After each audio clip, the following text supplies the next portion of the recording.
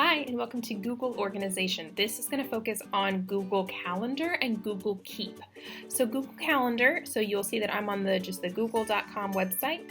One way to access it is come over here to the waffle or a 3x3 grid, and you'll see Google Calendar and Google Keep. The other options are if you want to use the Chrome Omni bar, so this search bar, and you can do calendar.google.com. You can also do keep.google.com. All of those options will take you to the same place. So you can see here is my current Google Calendar, all of the information. These three lines hopefully bring up what you're most likely seeing. Okay, so let's say I need to create an event into the future that I have a meeting coming up with one of my teammates. So I'm going to hit the create button and I'm going to put meeting with Lydia. So I can choose a different time. So I'm going to set this into the future, add a guest, so I can type her email. Very nice, got it. I can also have join with Google Meet, so here is a video chat option. Meeting code, all of those. So you'll see there, you can add a location, you can add a description. If you need, you can add links here. I'm going to click on more options, just so you can see everything that is available to you. So here you can add additional guests. You can send a notification. So notifications are going to be pop-ups. So maybe 10 minutes before I want a pop-up to remind me, or maybe I want to email myself a notification 10 minutes before. But I always love this option. You can also add multiple notifications. So I'm going to send another one for maybe 45 minutes before the event. I can choose which calendar that I want to put it on. I can change, obviously, the color. Here's all my descriptions that I can add. You'll see an add an attachment option right here, and I can pull directly from Google Drive. So if there, let's say, is an agenda that her and I want to look at, I'm going to hit select, and now you can see that that's attached in the event calendar meeting. And then when you hit save, that'll work right there. So I'm going to go ahead and hit close out of that. So from here, you'll also see some tasks located over here. So you can actually create tasks here on the side. So, oh, I see I have an event. So remind me to, not the correct to, and then you can add a date and a time. So I'm going to put that 2 days in, keep it on here. I can add subtasks if I need. So this is for ... Not too bad.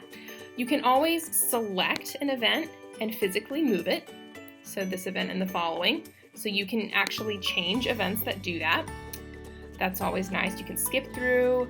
You can check different viewpoints. So you can show weekends, declined events, days in advance, years. Under settings, I'm going to go ahead and close this option right here. Under settings, so it's that same gear icon.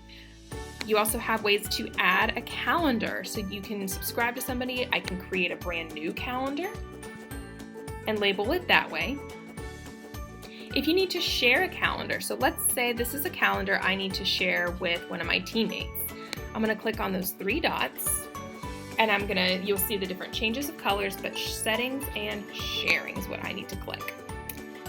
And you'll see it pull up here, so you'll still see that same option, accessing permissions. So here I have making calendar available so everyone can see it.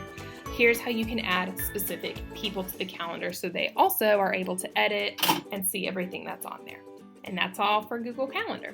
So Google Keep is another option. Keep are like digital Post-it notes, so I can pull these up from the side, and you'll see a couple of my notes here that kind of pull up. So if I have a to-do list that's over here, I can create things in my calendar. To access Google Keep, again, you can access from that main waffle, that 3x3 grid. Here's Google Keep, or you can always do keep.google.com, and that works as well. Google Keep is going to be a little more advanced than tasks because you can see a lot of different options. So I'm going to go ahead and tap to create a note. So this is going to be testing Google Keep. I can start jotting ideas here. If you choose the three dots, you can add checkboxes. So now it looks like a to-do list. You can change it to be different colors. This option lets you pin it to the top so that it stays put and you can easily find it.